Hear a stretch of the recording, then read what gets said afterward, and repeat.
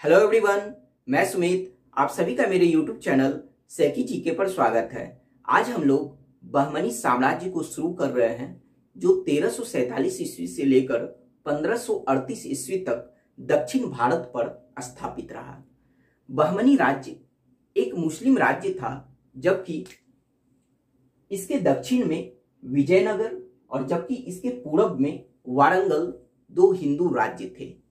और इन दोनों राज्यों से बहमनी राज्य का संघर्ष अगले 100 वर्षों तक चलता रहा। अगर हम बात करें दक्षिण में विजयनगर से इनके संघर्ष की, तो बहमनी राज्य के शासक अपने राज्य का विस्तार दक्षिण में मदुरा तक करना चाहते थे। तो इसी वजह से इन दोनों राज्यों के बीच संघर्ष होता रहा। और इन संघर्षों में जो सबसे महत्वपूर्ण कारण था वह था कृष्णा नदी एवं तुंगभद्रा नदी के बीच जो यह रायचूर दोआब था, इन दोआब पर अधिकार करने के लिए भी इन दोनों के बीच संघर्ष होता रहा। तो चलिए अब बात करते हैं कि बहमनी राज्य की स्थापना की, कि बहमनी राज्य की स्थापना कब हुई, कैसे हुई, किसने किया। तो चलिए इन बातों को जानते हैं। तो बहमनी राज्य की स्थापना की कहानी शुरू होती है दिल्ली सल्तनत पर स्थापित तुगलक वंश के शासक मोहम्मद बिन तुगलक से। मोहम्मद बिन तुगलक ने दक्षिण भारत के अधिकांश क्षेत्रों को जीतकर उस पर अधिकार कर लिया था। उसने न केवल दक्षिण की विजय की, बल्कि यहां पर एक सुदृढ़ प्रशासन स्थापित करने का भी प्रयास किया था। मोहम्मद बिन तुगलक के द्वारा स्थापित प्रशासनिक अंगों में अमीरान ए सदह बहुत महत्वपूर्ण थे। अमीरान ए सदह 100 गांवों के समूहों पर, यानी 100 गांवों का जो समूह होता था, तो उस 100 गांवों के समूह पर नियुक्त होने वाले अधिकारियों को अमीरान ए सदह कहा जाता था। इस अमीरान ए सदह को सादी अमीर भी कहा जाता था। क्या कहा जाता था? सादी अमीर भी कहा जाता था। अगर इन सादी अमीरों की बात करें तो ये लोग राजस्व वसूल करने का काम करते थे और उसके साथ साथ स्थानीय सैन्य टुकड़ियों के ये लोग प्रधान भी होते थे। तो इस तरह से इन सादी अमीरों के हाथ में, यानी ये जो सादी अमीर थे, तो ये राजस्व और सेना पर इनका अधिकार होने की वजह से जनता इन्हें ही, यानी इन सादी अमीरों को ही शासन का प्रमुख कर्णधार मानती थी। यानी इन सादी अमीरों के पास जो अधिकार था राजस्व वसूलने का और साथ ही साथ सेना पर भी जो इनका अधिकार था, तो इसी वजह से जनता इन सादी अमीरों को शासन का प्रमुख कर्णधार मानती थी। तो क्या हुआ कि तुगलक शासन के विरुद्ध जब हर जगह विद्रोह आरंभ हुआ, तब इसी बात का फायदा उठाकर इन सादी अमीरों ने भी विद्रोह कर दिया। और विद्रोह करने के बाद इन सादी अमीरों ने दौलताबाद पर अधिकार कर लिया। दौलताबाद पर अधिकार करने के बाद इन सादी अमीरों ने अपने में से एक वरिष्ठ अमीर इस्माइल शाह को अपना नेता चुना। कहानी को समझिएगा कि जब दौलताबाद पर विद्रोह करने के बाद इन लोगों ने अधिकार कर लिया था, तब इन्हीं सादी अमीरों ने अपने में से एक वरिष्ठ अमीर जिनका नाम था इस्माइल शाह, तो इस्माइल शाह को इन सादी अमीरों ने अपना नेता चुना था। इस्माइल शाह नेता चुने जाने के बाद इन्होंने सादी अमीरों के संघ के प्रमुख व्यक्ति जिनका नाम था हसन गंगू, क्या नाम था, यानी अमीरों के संघ के प्रमुख व्यक्ति का नाम था हसन गंगू। तो इस्माइल शाह क्या किए कि यह जब नेता चुने गए तो इस्माइल शाह ने उस अमीरों के संघ के प्रमुख व्यक्ति हसन गंगू को अमीर उल उमरा और जफर खां की उपाधि से सम्मानित किया था। तो हसन गंगू को कौन कौन से उपाधि से सम्मानित किया गया था? तो अमीर उल उमरा एवं जफर खां की उपाधि से। और किसने इस उपाधि से इन्हें सम्मानित किया था? तो इस्माइल शाह ने किया था। और इस्माइल शाह कौन थे? तो दौलताबाद पर अधिकार होने के बाद उन सादी अमीरों के वह नेता थे। तो इस तरह से इस्माइल शाह का नेता चुना जाना, फिर हसन गंगू को इन्होंने जो उपाधि प्रदान की, यह सब बातें तो हो चुकी थी। लेकिन इस समय केवल दौलताबाद के विद्रोह की सफलता ही सिर्फ काफी नहीं थी, क्योंकि उस समय इसके जो पड़ोसी राज्य थे, दौलताबाद के जो पड़ोसी क्षेत्र थे, जैसे गुलबर्गा, सागर एवं कल्याणी पर अभी भी तुगलक सेनाओं का नियंत्रण था। तो इस वजह से केवल दौलताबाद के विद्रोह की सफलता ही सिर्फ काफी नहीं थी। तो तब जाकर क्या किया कि हसन गंगू ने तुगलक सेनाओं को पराजित करके गुलबर्गा और सागर पर अधिकार कर लिया।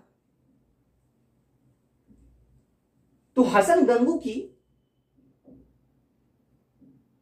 इन सफलताओं से, या फिर हम यह कह सकते हैं कि इन दोनों पर अधिकार करने की वजह से जो सफलताएं हसन गंगू को मिली, तो इन सफलताओं की वजह से यह इतना लोकप्रिय हुए, हसन गंगू इतने लोकप्रिय हुए कि इस्माइल शाह ने हसन गंगू के पक्ष में सत्ता समर्पित कर दिया। यानी जिस सत्ता का इस्माइल शाह को नेता चुना गया था, लेकिन हसन गंगू के गुलबर्गा एवं सागर पर अधिकार करने के बाद इस्माइल शाह ने अपने सत्ता का मतलब एक तरह से त्याग वह हसन गंगू के समर्थन में कर दिया। और सेना एवं दौलताबाद में जो लोगों के समूह थे, उन लोगों ने भी इसका समर्थन किया। और उसी के बाद 1347 ईस्वी में हसन गंगू ने अलाउद्दीन हसन बहमन शाह की उपाधि धारण करके एक नवीन साम्राज्य की स्थापना की, जिसका नाम था बहमनी साम्राज्य। तो इसके स्थापना की कहानी आपको पता चल गई कि इसकी स्थापना 1347 ईस्वी में हुई। किसने किया था? तो अलाउद्दीन हसन बहमन शाह ने किया था। तो इस वंश के यानी इस साम्राज्य के संस्थापक कौन हुए? तो इस साम्राज्य के संस्थापक अलाउद्दीन हसन बहमन शाह थे। इन्होंने कब की थी इस साम्राज्य की स्थापना? तो 1347 ईस्वी में की थी। अलाउद्दीन हसन बहमन शाह 1347 ईस्वी से लेकर 1358 ईस्वी तक इन्होंने शासन किया। अब अगर इनके बारे में बात की जाए तो यह इस साम्राज्य के संस्थापक थे। और इनका मूल नाम क्या था? तो इनका मूल नाम था हसन गंगू। लेकिन जब यह साम्राज्य की स्थापना किए, तब यह अलाउद्दीन हसन बहमन शाह की उपाधि धारण करके एक नवीन साम्राज्य की इन्होंने स्थापना की। तो इस वजह से अगर आपसे क्वेश्चन यहां पर पूछा जाए कि बहमनी राज्य की स्थापना या बहमनी साम्राज्य की स्थापना किसने की थी, तो हो सकता है कभी ऑप्शन में अलाउद्दीन हसन बहमन शाह दे दे, या फिर हो सकता है कभी ऑप्शन में हसन गंगू भी दे दे। तो आपको दोनों बात याद रखना है। तो साम्राज्य की स्थापना करने के बाद अलाउद्दीन हसन बहमन शाह ने अपनी राजधानी यानी बहमनी साम्राज्य की राजधानी किसे बनाया? तो गुलबर्गा को इन्होंने अपनी राजधानी बनाया, जो 1425 ईस्वी तक इस साम्राज्य की राजधानी गुलबर्गा बनी रही। 1425 ईस्वी में बहमनी साम्राज्य की राजधानी बीदर बन गई थी, तो लेकिन 1425 ईस्वी तक इस साम्राज्य की राजधानी कौन रही? तो गुलबर्गा रही थी। अब बात करते हैं कि अलाउद्दीन हसन बहमन शाह ने सिक्का जारी किया था और उस सिक्के पर द्वितीय सिकंदर शब्द अंकित था, यानी द्वितीय सिकंदर शब्द अंकित करवा के इसने सिक्के को जारी करवाया था। इनके समय में बहमनी साम्राज्य का जो दक्षिण में जो विस्तार था, यानी अगर हम बात करें कि इनके शासन काल में बहमनी राज्य के दक्षिण की जो सीमा थी वह कृष्णा नदी तक थी। कहां तक थी? तो कृष्णा नदी तक थी। हसन गंगू ने इस बहमनी साम्राज्य को 4 प्रांतों में विभाजित करके इसने शासन व्यवस्था को स्थापित किया था। और इन्होंने जो इस बहमनी साम्राज्य को जिन 4 प्रांतों में विभाजित किया था वो 4 प्रांत थे गुलबर्गा, दौलताबाद, बरार और बीदर। और इन चारों अलग अलग प्रांतों में इन्होंने एक गवर्नर को नियुक्त किया था। तो इस तरह से अलाउद्दीन हसन बहमन शाह शासन किए थे। 1358 ईस्वी में इनकी मृत्यु हो जाती है। इनके मृत्यु के बाद बहमनी राज्य की गद्दी पर इनका पुत्र मोहम्मद शाह प्रथम बैठा, जो 1358 ईस्वी से लेकर 1375 ईस्वी तक इन्होंने शासन किया था। इनके शासनकाल की जो महत्वपूर्ण घटना यह थी कि विजयनगर के साथ बहमनी राज्य का संघर्ष शुरू होना, क्योंकि इनके शासनकाल में ही बहमनी का संघर्ष विजयनगर के साथ शुरू हुआ था। और हम लोग पढ़ चुके हैं कि विजयनगर साम्राज्य के अंतर्गत बुक्का प्रथम के शासनकाल में, यानी बुक्का प्रथम ने अपने शासनकाल के दौरान उन्होंने विजयनगर साम्राज्य की उत्तरी सीमा का विस्तार इस रायचूर दोआब में करने का प्रयास किया था। और उस समय इधर बहमनी साम्राज्य के शासक कौन थे? तो मोहम्मद शाह प्रथम थे। तो इस वजह से दोनों के बीच क्या हुआ? संघर्ष हुआ, अभियान हुआ, जिसमें कुछ विद्वानों का यह मानना था कि मोहम्मद शाह प्रथम इसमें विजयी हुए, जबकि बुक्का प्रथम की पराजय हुई थी। लेकिन यह मत गलत है, इसलिए क्योंकि बुक्का प्रथम के शासनकाल में विजयनगर साम्राज्य की उत्तरी सीमा वह कृष्णा नदी तक हो चुकी थी। इसका मतलब यह हुआ कि बुक्का प्रथम ने इस रायचूर दोआब पर अधिकार कर लिया था और उस अभियान में मोहम्मद शाह प्रथम की पराजय हुई थी। अब बात करते हैं कि इनके मृत्यु के बाद 1375 ईस्वी में इनकी मृत्यु हो जाती है और इनके मृत्यु के बाद अगले 22 वर्षों में इस बहमनी साम्राज्य की गद्दी पर 5 शासक बैठे। कौन कौन? तो अलाउद्दीन मोहम्मद, दाऊद, मोहम्मद शाह तृतीय, गयासुद्दीन और शमसुद्दीन दाऊद। अगर इन 5 शासकों में मोहम्मद शाह द्वितीय के 19 वर्षों के शासन को छोड़ दिया जाए, अगर उसके 19 वर्षों के शासन को निकाल दिया जाए, ये चारों शासक जो थे वह कुछ महीनों तक ही शासन किया था। अब बात करते हैं कि ताजुद्दीन फिरोज शाह, यानी अगले शासक ताजुद्दीन फिरोज शाह की, जो 1397 ईस्वी से लेकर 1422 ईस्वी तक इन्होंने शासन किया था। इनका शासनकाल जो था, यानी फिरोज शाह का जो शासनकाल था, वह कई दृष्टियों से महत्वपूर्ण था। अगर इनके शासनकाल की पहली महत्वपूर्ण घटना की बात की जाए तो फिरोज शाह ने अपने शासनकाल में विजयनगर पर 3 बार अभियान किया था और इन्होंने विजयनगर साम्राज्य के शासक देवराय प्रथम को पराजित किया था। और उस पराजय की वजह से देवराय प्रथम को विवश पूर्वक संधि करना पड़ा था इनके साथ, और देवराय प्रथम ने अपनी पुत्री का विवाह फिरोज शाह के साथ किया था और साथ में बंकापुर नामक शहर इन्हें दहेज के रूप में दिया था।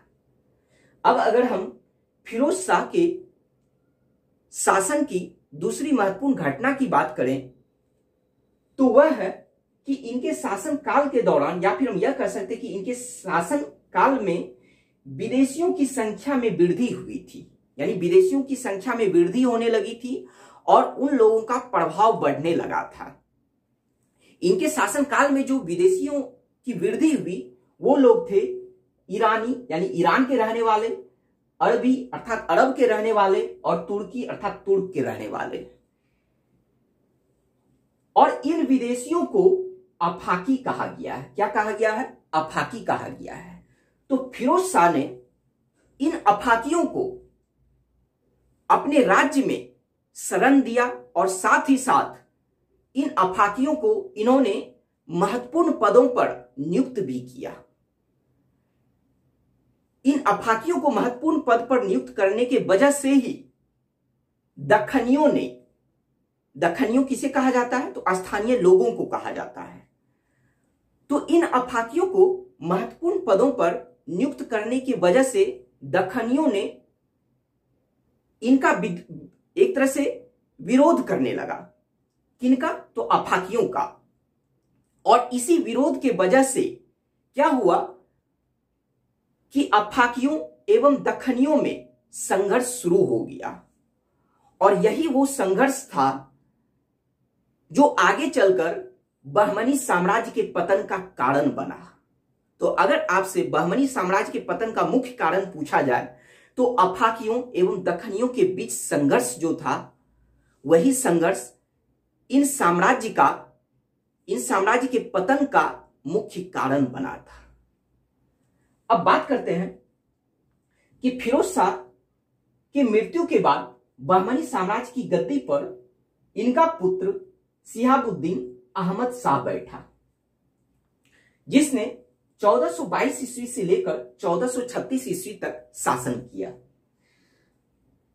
जब यह गद्दी पर बैठा तब 1425 ईस्वी में इन्होंने अपनी राजधानी गुलबर्गा से परिवर्तित करके बीदर को राजधानी बनाया। और राजधानी कब बनाया? तो 1425 ईस्वी में। इसका मतलब यह हुआ कि अलाउद्दीन हसन बहमन शाह ने, जिन्होंने साम्राज्य को स्थापित करके राजधानी गुलबर्गा को बनाया था, तो 1347 ईस्वी से लेकर 1425 ईस्वी तक इन लोगों की राजधानी गुलबर्गा रही थी। और उसके बाद फिर राजधानी कौन सी बनी? तो बीदर बनी। और यह राजधानी किसने बनाया था? तो वह शिहाबुद्दीन अहमद शाह ने बनाया था। अब बात करते हैं कि अहमद शाह के शासनकाल के बारे में। तो इनका शासनकाल जो था वह न्याय एवं धर्मनिष्ठा के लिए प्रसिद्ध था। किसके लिए? तो न्याय एवं धर्मनिष्ठा के लिए प्रसिद्ध था। इस वजह से शिहाबुद्दीन अहमद शाह को वली या फिर संत अहमद कहा गया है। क्या कहा गया है? तो वली या फिर संत अहमद कहा गया है। यह इस साम्राज्य के पहले शासक थे जिन्होंने सिंचाई व्यवस्था पर ध्यान दिया था, और इस वजह से इन्होंने भीमा नदी पर बांध बनाकर नहरों का निर्माण करवाया था। और नहरों का निर्माण करवाने वाले यह पहले शासक थे बहमनी साम्राज्य के। अब बात करते हैं कि शिहाबुद्दीन अहमद शाह की मृत्यु के बाद इनका पुत्र अलाउद्दीन अहमद शाह गद्दी पर बैठा। फिर अलाउद्दीन अहमद शाह की मृत्यु के बाद उनका पुत्र अलाउद्दीन हुमायूं बहमनी साम्राज्य की गद्दी पर बैठा, जिन्होंने 1458 ईस्वी से लेकर 1461 ईस्वी तक शासन किया था। इनके समय में बहुत सारे विद्रोह हुए और उन विद्रोहों को इन्होंने निर्दयता से उसका दमन किया। तो उन विद्रोहों को निर्दयता से दमन करने के कारण अलाउद्दीन हुमायूं को इतिहास में जालिम कहा गया है। क्या कहा गया है? जालिम कहा गया है। तो अगर आपसे पूछे कि जालिम किसे कहा गया है या जालिम हुमायूं किसे कहा गया है, तो अलाउद्दीन हुमायूं को कहा गया है। अब बात करते हैं कि हुमायूं की मृत्यु के बाद बहमनी साम्राज्य का अगला शासक कौन बना। तो इनका पुत्र मोहम्मद शाह तृतीय, जिन्होंने 1463 ईस्वी से लेकर 1482 ईस्वी तक शासन किया। लेकिन अगर इससे पहले हम बात करें अलाउद्दीन हुमायूं के बारे में, तो इनके शासनकाल के दौरान एक नए चरित्र का उदय हो रहा था, जिनका नाम था महमूद गवा, जो आगे चल के प्रधानमंत्री बने थे। तो बात करते हैं कि इनके मृत्यु के बाद इनका पुत्र मोहम्मद शाह तृतीय गद्दी पर बैठा, जिन्होंने 1463 ईस्वी से लेकर 1482 ईस्वी तक शासन किया। जब मोहम्मद शाह तृतीय गद्दी पर बैठा तो यह मात्र 9 साल के थे। कितने वर्ष के थे? तो 9 वर्ष के थे। तो इस वजह से जो महत्वपूर्ण भूमिका इनके शासनकाल की जो महत्वपूर्ण भूमिका जिन्होंने निभाई थी, वह इनके प्रधानमंत्री महमूद गवा ने निभाई थी। महमूद गवा इनके शासनकाल के दौरान प्रधानमंत्री थे। अगर इनके बारे में बात की जाए तो महमूद गवा ईरान के रहने वाले थे, अर्थात यह एक अफाकी थे, क्योंकि विदेशियों को अफाकी कहा गया है। तो महमूद गवा कहां के रहने वाले थे? ईरान के। हो सकता है ऑप्शन में आपको फारस भी लिख दे, क्योंकि उसी को तो कहा जाता है ईरान। तो महमूद गवा कहां के रहने वाले थे? तो ईरान के रहने वाले थे। कौन थे? यह प्रधानमंत्री थे। किनके प्रधानमंत्री थे? तो मोहम्मद शाह तृतीय के प्रधानमंत्री थे। तो एक तरह से वास्तविक भूमिका किसने निभाई थी? तो महमूद गवा ने निभाई थी। और इनके शासनकाल के दौरान इस बहमनी साम्राज्य का सबसे अधिक विकास हुआ था। तो चलिए देखते हैं महमूद गवा की जो सबसे महत्वपूर्ण उपलब्धि थी वह यह थी कि गोवा पर विजय प्राप्त करना। क्यों? क्योंकि अगर सबसे पहले बात करें कि इस गोवा पर अधिकार बहमनियों का था, लेकिन फिर क्या हुआ कि हम लोग पढ़ चुके हैं कि विजयनगर साम्राज्य के शासक हरिहर द्वितीय ने इन बहमनियों से गोवा को छीनकर उस पर अधिकार कर लिया था। और तब से उस गोवा पर अधिकार, उस पर नियंत्रण किसका था? तो विजयनगर साम्राज्य का था। लेकिन महमूद गवा ने विजयनगर से गोवा को छीनकर फिर से उस पर अधिकार किया, जो कि इनकी सबसे महत्वपूर्ण उपलब्धि थी। इसके साथ साथ महमूद गवा ने बीदर में, यानी जो अब राजधानी चल रही थी बहमनी साम्राज्य की बीदर, तो महमूद गवा ने बीदर में मस्जिद, मदरसा एवं पुस्तकालय का निर्माण इन्होंने करवाया था। इसके साथ साथ महमूद गवा के पत्रों के संग्रह को, या इनके पत्रों का जो संकलन किया गया था, तो इनके पत्रों के संकलन को, इनके पत्रों के संग्रह को क्या कहा गया है? तो रियाजुल इंसा कहा गया है। महमूद गवा ने इस बहमनी साम्राज्य को 8 प्रांतों में विभाजित करके इन्होंने शासन किया, जो इससे पहले बहमनी साम्राज्य को 4 प्रांतों में विभाजित किया गया था। किसने किया था? अलाउद्दीन हसन बहमन शाह ने। लेकिन इसने उस बहमनी साम्राज्य को 8 प्रांतों में विभाजित किया, और जिन प्रांतों पर जो संपूर्ण अधिकार एक तरह से कह सकते हैं कि गवर्नरों का था, तो उनके अधिकारों को इन्होंने कम किया था, ताकि सही तरह से शासन स्थापित किया जा सके। उसके बाद फिर क्या हुआ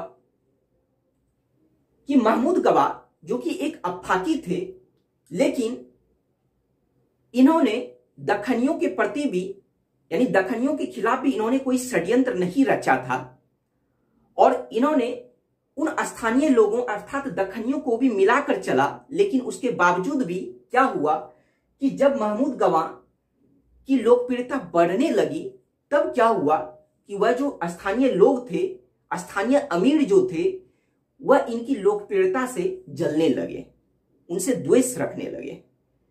तो इस वजह से क्या हुआ कि उन दक्खनियों ने क्या किया कि एक जाली पत्र बनवाकर सुल्तान के सामने पेश किया, अर्थात मोहम्मद शाह तृतीय के सामने पेश किया, और उसमें यह लिखा गया था कि महमूद गवा विजयनगर साम्राज्य के साथ मिला हुआ है और इन बातों की सुल्तान ने पुष्टि किए बिना महमूद गवा की हत्या का आदेश दे दिया और इस तरह से महमूद गवा की हत्या कर दी गई। महमूद गवा की मृत्यु के बाद ही बहमनी साम्राज्य का पतन प्रारंभ हो चुका था। महमूद गवा की मृत्यु के बाद मोहम्मद शाह तृतीय भोग विलास में लीन हो चुके थे। उसके बाद 1482 ईस्वी में इनकी मृत्यु हो चुकी थी। मोहम्मद शाह तृतीय की 1482 ईस्वी में मृत्यु होने के बाद बहमनी साम्राज्य की गद्दी पर इनका पुत्र महमूद शाह बैठा, जो 1482 ईस्वी से लेकर 1518 ईस्वी तक इन्होंने शासन किया था। इनके शासनकाल की जो महत्वपूर्ण घटना यह थी कि जो अलग अलग प्रांतों के जो गवर्नर थे वह स्वतंत्र होने लगे थे। उन्होंने स्वतंत्रता की घोषणा शुरू कर दी थी। इनके शासनकाल की महत्वपूर्ण घटना यही थी। अब बात करते हैं कि बहमनी साम्राज्य के अंतिम शासक की, तो अंतिम शासक थे कलीम उल्ला। इस साम्राज्य के अंतिम शासक कौन थे? तो कलीम उल्ला। 1538 ईस्वी में इसकी मृत्यु हो जाती है और इस तरह से इनके मृत्यु के बाद यह जो बहमनी साम्राज्य था वह 5 अलग अलग प्रांतों में विभाजित हो गया। अर्थात कहने का मतलब यह हुआ कि इस बहमनी साम्राज्य का विघटन होके 5 स्वतंत्र राज्यों में यह विभाजित हुआ।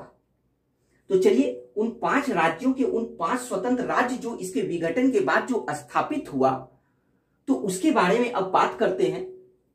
तो सबसे पहले बात करते हैं कि बीजापुर की। यहां पर क्या है? राज्य है। इधर 5 राज्य के बारे में है। फिर उस राज्य में कौन सा राजवंश स्थापित हुआ उनके बारे में है और फिर इस राजवंश की स्थापना किसने की थी, तो उसके संस्थापक के बारे में यह चार्ट दिया गया है और इस चार्ट को आपको याद रखना है। तो चलिए बात करते हैं कि जो स्वतंत्र 5 राज्य स्थापित हुए। तो सबसे पहले बात करते हैं बीजापुर की। तो बीजापुर में आदिल शाही वंश स्थापित हुआ। कौन सा वंश? तो आदिल शाही वंश स्थापित हुआ और जिसकी स्थापना किसने की थी? तो इसकी स्थापना यूसुफ आदिल शाह ने की थी। अब अगले स्वतंत्र राज्य की बात करते हैं तो वह था गोलकुंडा। गोलकुंडा में कुतुब शाही वंश की स्थापना हुई, जिसकी स्थापना कुली कुतुब शाह ने की थी। अब बात करते हैं तीसरे राज्य की, तो वह था अहमदनगर। अहमदनगर में निजाम शाही वंश स्थापित हुआ था, जिसकी स्थापना मलिक अहमद ने किया था। बात करते हैं चौथे राज्य की, तो चौथा राज्य था बीदर, जहां पर बरीद शाही वंश स्थापित हुआ था और जिसकी स्थापना अमीर अली बरीद ने किया था। अब 5वें राज्य की बात करें तो 5वां राज्य था बराड़।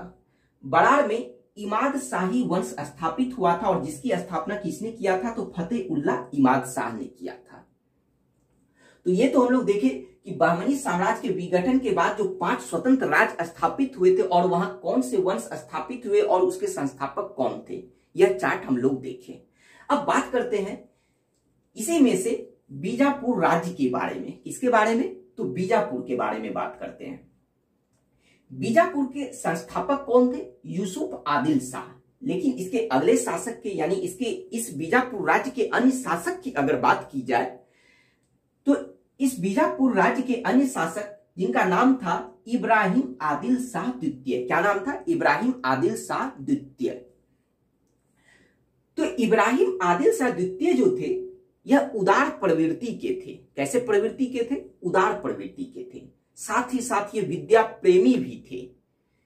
तो इनके उदार प्रवृत्ति के होने के वजह से ही जनता इन्हें, प्रजा इन्हें जगत गुरु उपाधि से, यानी जगत गुरु उपाधि से इन्हें सम्मानित किया था। किसने? तो जनता ने। यानी जगत गुरु के नाम से जनता लोग इन्हें पुकारा करते थे। तो अगर आपसे यह पूछा जाए कि जगत गुरु की उपाधि से किन्हें सम्मानित किया गया था या जगत गुरु के उपाधि से किन्हें पुकारा जाता था, तो वह थे इब्राहिम आदिल शाह द्वितीय। इब्राहिम आदिल शाह द्वितीय जो किस राज्य के शासक थे? तो बीजापुर राज्य के शासक थे। इब्राहिम आदिल शाह द्वितीय ये गरीबों की देखरेख करते थे, तो इस वजह से इन्हें अबला बाबा या फिर निर्धनों का मित्र भी कहा जाता था। यानी जगत गुरु के साथ साथ इन्हें और क्या कहा जाता था, तो अबला बाबा एवं निर्धनों का मित्र भी इन्हें कहा जाता था। तो इसके बारे में यह बात हम लोग जान चुके हैं कि यह विद्या प्रेमी थे। तो इन्होंने हिंदी संगीत संग्रह की रचना किस नाम से किया था, तो किताब ए नौरस के नाम से इन्होंने स्वयं एक हिंदी संगीत संग्रह की रचना किया था। अब बात करते हैं कि इब्राहिम आदिल शाह द्वितीय के शासन काल में ही प्रसिद्ध इतिहासकार फरिश्ता ने तारीख ए फरिश्ता की रचना पूरी की थी। तो तारीख ए फरिश्ता रचना किसकी थी, तो प्रसिद्ध इतिहासकार फरिश्ता की थी, जिन्होंने इस प्रसिद्ध ग्रंथ की रचना को जो पूर्ण किया वह इन्हीं के शासन काल में किया था।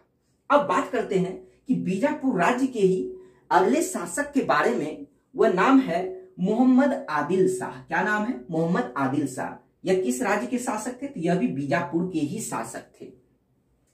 तो मोहम्मद आदिल शाह का जो मकबरा का निर्माण करवाया गया था, तो इनके मकबरे को गोल गुंबद कहा गया है। यह क्वेश्चन पूछा जाता है कि किस शासक के मकबरे को गोल गुंबद कहा गया है, तो वह है बीजापुर राज्य के शासक मोहम्मद आदिल शाह के मकबरे को गोल गुंबद कहा गया है।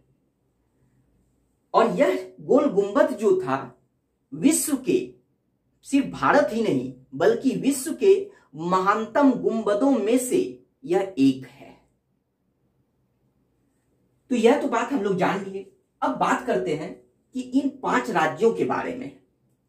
इन 5 राज्यों के बारे में अगर बात की जाए, तो जब शुरू में क्या हुआ कि बहमनी साम्राज्य के विघटन के बाद यह 5 स्वतंत्र राज्य स्थापित हुए, लेकिन कुछ वर्षों के बाद क्या हुआ कि यह जो बरार था, यानी यह जो बरार राज्य था, इस बरार राज्य को बीदर ने अपने राज्यों में मिला लिया था। यानी बीदर ने क्या किया, बाद में बरार पर अधिकार कर लिया था। तो इसका मतलब यह बरार किस में जाकर मिल गया, तो यह बीदर में जाकर मिल गया। फिर कुछ वर्षों के बाद क्या हुआ कि इस बीदर को, यानी इस बीदर राज्य को किसने अपने में मिला लिया, तो इस बीदर को अपने में बीजापुर ने मिला लिया।